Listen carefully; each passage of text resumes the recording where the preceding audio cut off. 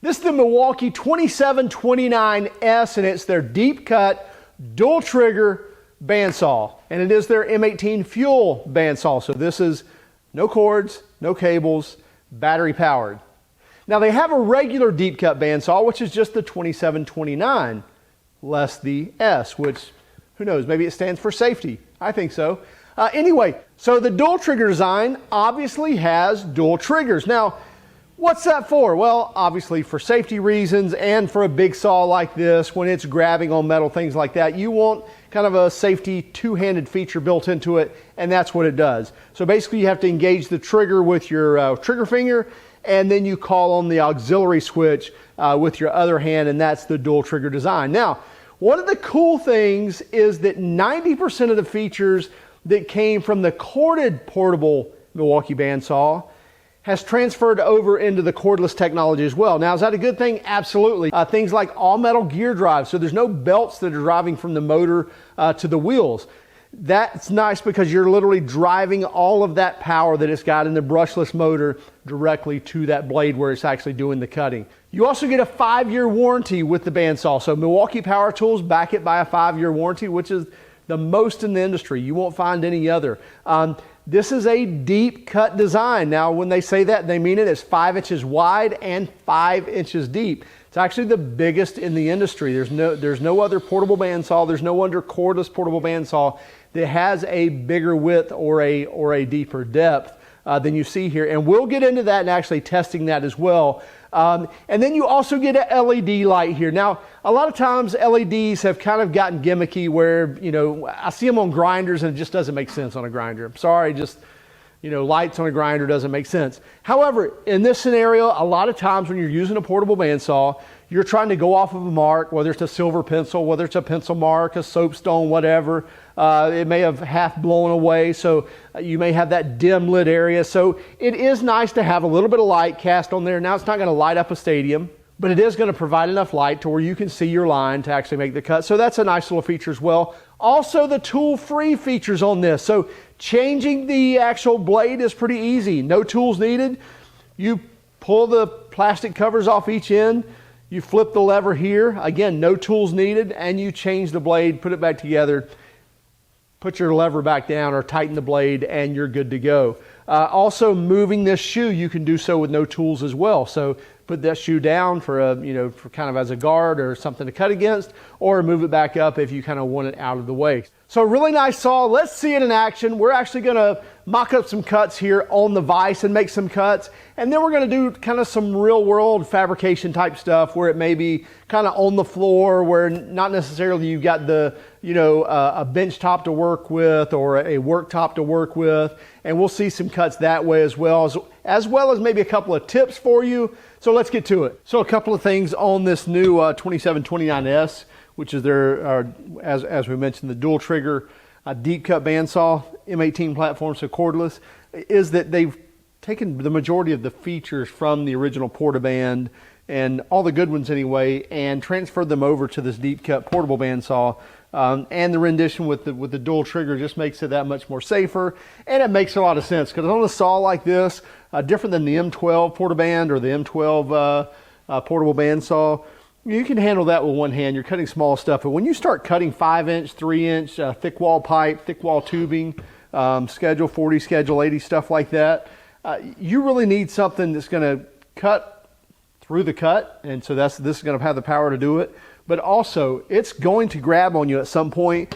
You need 2 firm hands on there. So this is one of those things. I'm not a huge, safety everything kind of guy, but it makes total sense to have that dual trigger on a large saw like this, on this M18 with the 5-inch jaws here. You do get true 5 inches here. It's just about exactly 5 inches. And pretty cool that's this basically adjustable shoe here without any tools at all. Just by squeezing this here, can move that down, up, whatever position I want it in, depending on what type of material I'm cutting and so forth. So let's make a few cuts with this. First thing I have up here is just some 3-inch square tubing here. And so I've got it on, we'll put it on speed 6 or speed 5, sorry. So max is speed 5. And you'll notice something here. So I can't just randomly, grab both buttons and it work. I actually have to engage it with the throttle trigger, and then I can grab this one here and that turns it on. And once I let go of it, I have to re-engage that trigger as well. I have to release here, then grab again, and then I can activate it. So I can't let go and keep dragging and keep squeezing it and engage that again. Now it's a little frustrating at first, but then again, you kind of understand. Your hand jumps off and you want to just grab it again. It's just not a good scenario. So it takes a deliberate action or deliberate couple of actions to re-engage that saw blade again, which again is first by the trigger and then by the auxiliary trigger or the secondary trigger. Grab my trigger here, line my shoe up.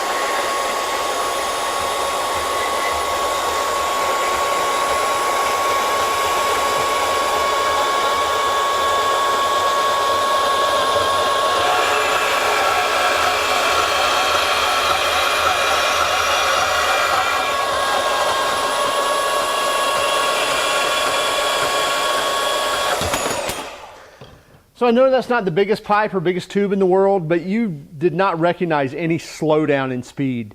That cut right through. I wasn't putting a lot of force, but I was making sure it was cutting. Once it started biting in, it just cruised right through that metal. And again, you didn't feel it bind, you didn't hear it slow down. It just powered through that cut. So let's try it on a piece of angle.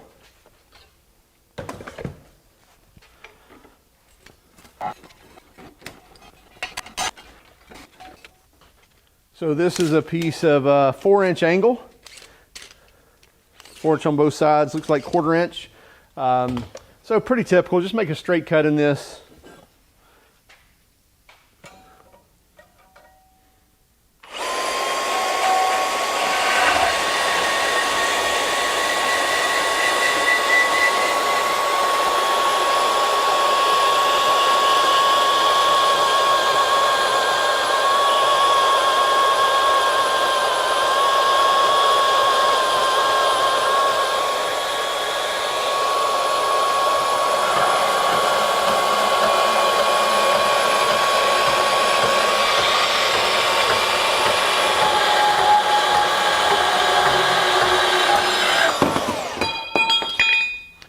So again, one of the nice things is being a deep cut bandsaw, not only do we have the width there, but we also got the depth to cut that full 4 inches with no problem at all. It's going to make that cut. Again, powered right through. I put a little more force on it. I think you could hear maybe it slow down just a touch. But again, I think it's got all that you want as far as power wise. You can obviously put as much pressure as you want to slow it down, but it took quite a bit of force to do that and still cut right through. So I've chalked back up my 3-inch square tubing, and I want to make a 45 on it. I want to see if the jaws will actually clear, which again, barely. I'm going to move this, I'm going to move the jaw down here. And the jaws barely do clear in here, but I think it will actually make that cut at a 45.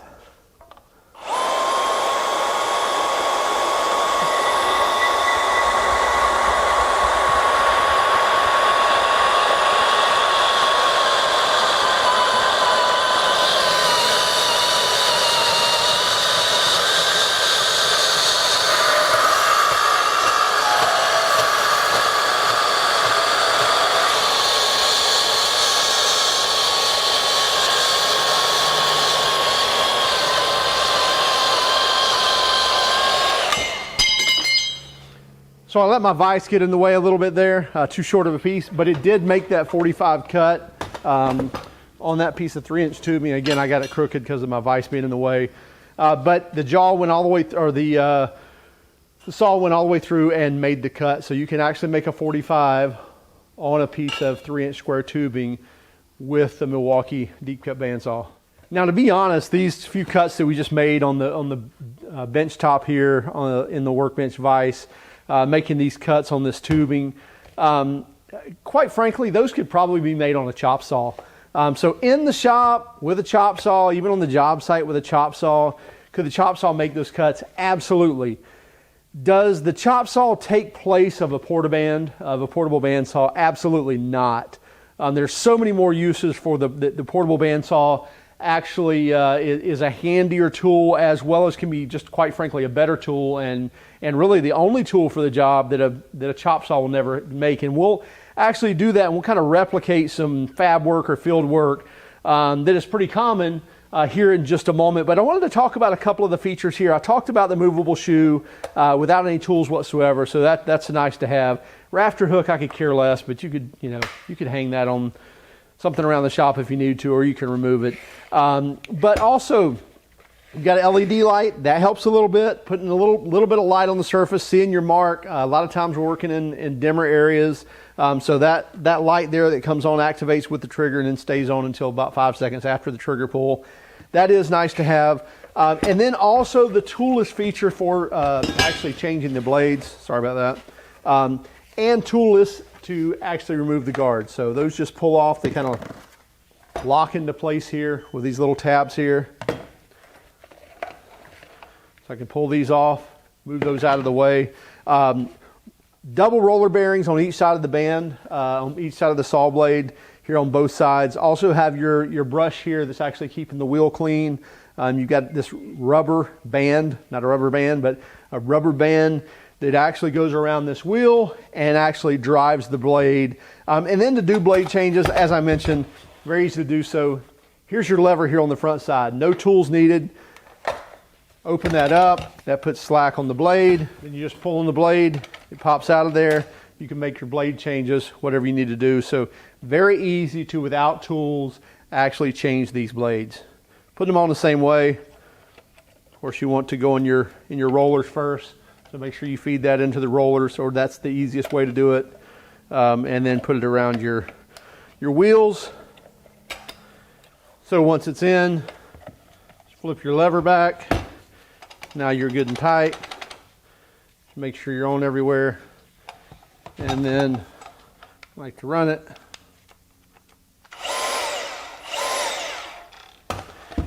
Take a look at it again, make sure we're all on there, we're all aligned well. And now we can just put our guards back on.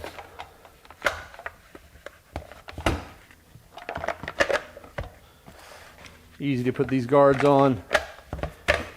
Now you're good to go.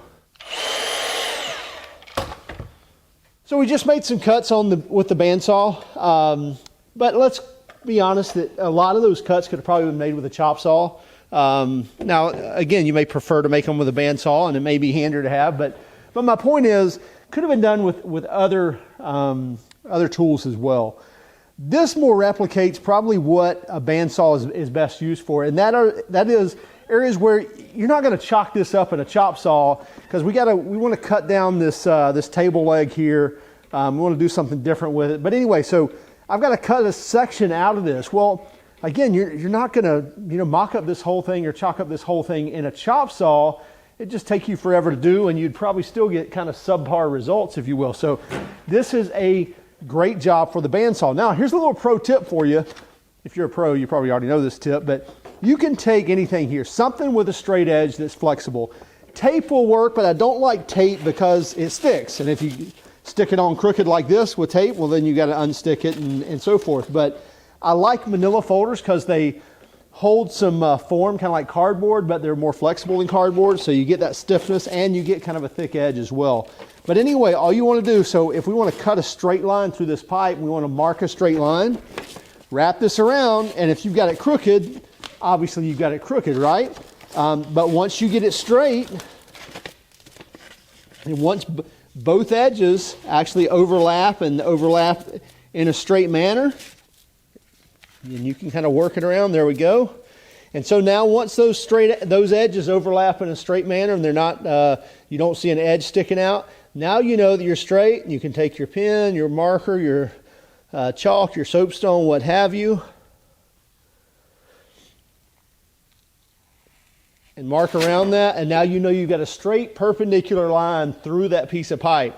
Also in that same manner, if you ever want to make a lateral line and you want to, say, split that pipe in half, or you need to make a straight cut or something like that, piece of angle iron is always going to lay straight, because you see if I tried to make it crooked, it's not going to sit there. So put a piece of angle iron up there, draw my line.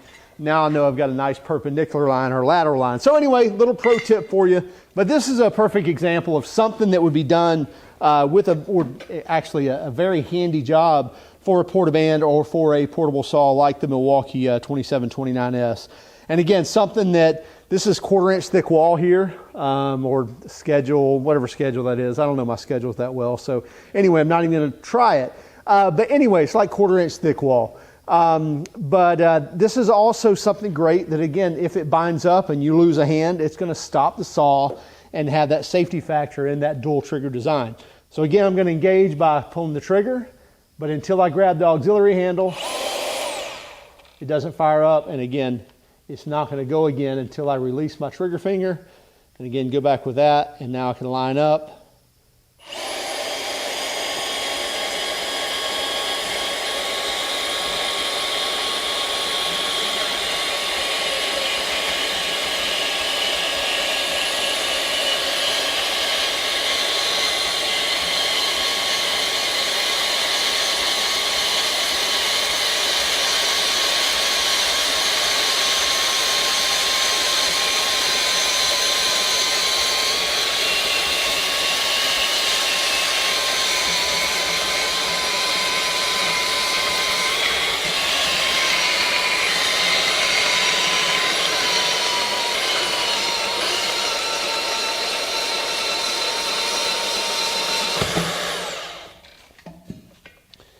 There we have it.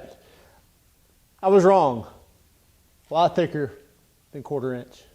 So anyway, so you see 4-inch pipe, cut right through, no problem at all. That might be 4.5. I have to actually take a measurement on that. But the Milwaukee cut through, no problem at all. Did a nice straight cut, even though we're using a portable bandsaw. A lot of times they want to take off and cut crooked.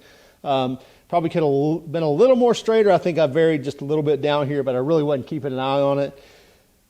But that's a more real-world use of where you'd see a deep cut bandsaw like this used.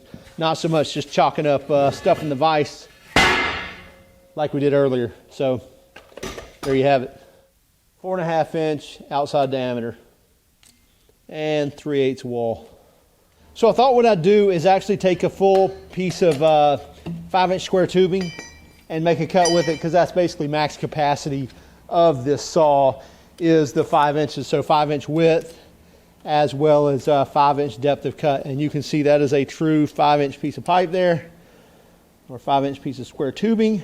So full 5 inches outside not diameter, but anyway, 5 by 5 tubing. So we'll make a cut. We'll see if it's wide enough as well as if it's deep enough on the Milwaukee M18 deep cut bandsaw. So see, again, I have to engage with my trigger finger, and then I can engage the auxiliary or secondary trigger, which calls on the saw. And then once I release, I cannot do that again until I re-engage my trigger finger.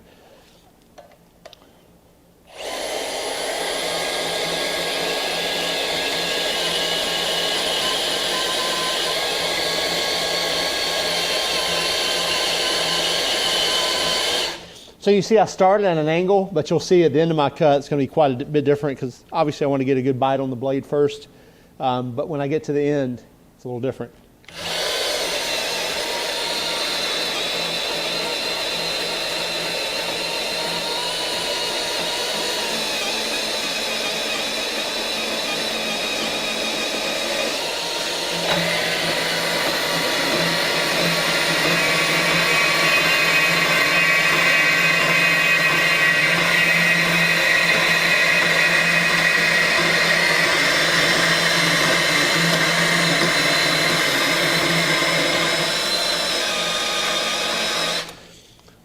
Okay, now I'm at the bottom of my cut. So again, we've got a 5-inch wide by 5-inch deep bandsaw. It's a deep cut bandsaw, biggest in the industry. So 5 by 5, okay?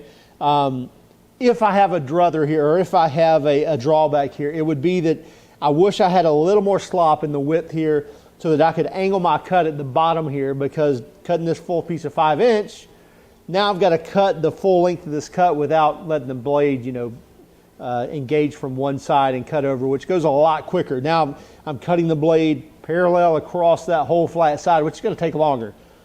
I can't hold that against Milwaukee because it's already the biggest in the industry. There's none bigger when you're looking at a portable cordless bandsaw. So, but just wanted to mention that, as you can see, this last bit of the cut is going to take the longest because it's got to cut that full width of that tubing laterally or parallel to that thickness of the pipe or thickness of the square tubing.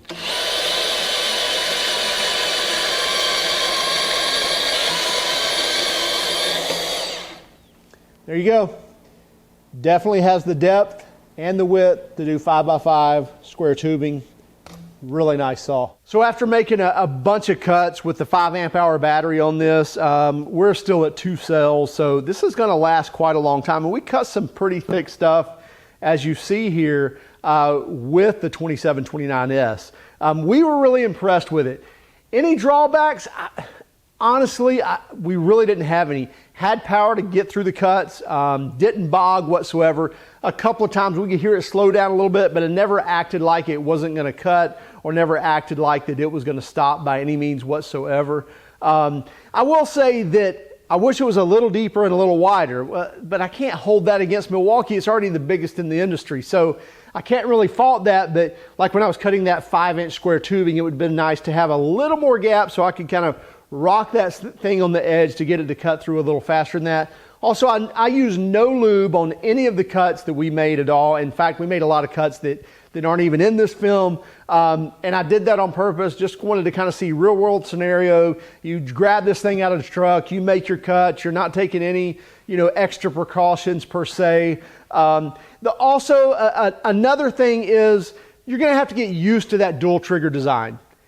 It's not bad. It's not necessary. It's good in the safety fact, but you just have to get used to it. But after really, making several cuts with it and understanding kind of once you release, you've got to re-engage, that muscle memory takes back over, and it's really not a difficult task to do so. So don't get mad at it the first 3 times you use it. Use it 20, 30 times and then decide on that. But again, it bugged us for a second just because we're used to just releasing and grabbing the throttle again. But once you realize to kind of re-engage on both, then it worked well. And again, that's the point of this. The point is if a hand goes off, then the saw stops. And so you lose control of it, the saw stops. So it's doing its job. So the 2729S-20 you can get for like $3.99 from Home Depot and other various online stores as well.